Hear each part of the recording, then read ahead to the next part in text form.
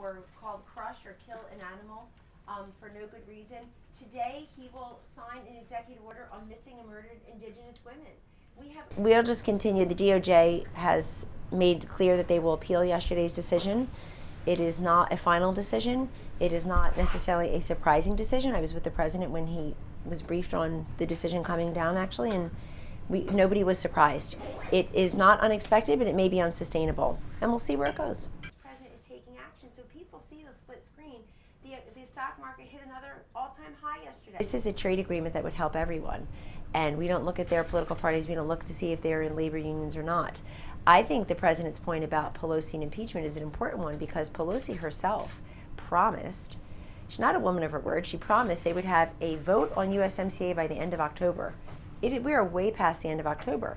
The superseding intervening factor, I guess, was impeachment.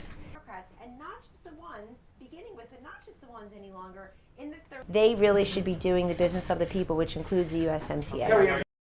Obviously, there was a disagreement, but let me repeat, as I just said previously, that the Secretary of Navy was fired by Secretary of Defense Esper because Secretary Mark Esper made very clear you can't make side deals and back deals. We have a protocol.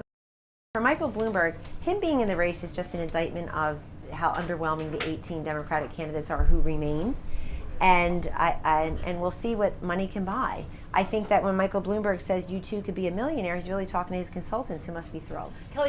The president still has a position that when he sees the new data, 5.3 million kids have admit that they use nicotine products through e-cigarettes. He's very concerned about that. But e-cigarettes also have a public health benefit. They help adults come down from combustible cigarettes. The unintended health consequence is that we have over 5 million kids who have started to use this. We've got to be able to find a balance like we do so often in public health matters. But people who are saying it has to be either or aren't really listening to this president and aren't being realistic.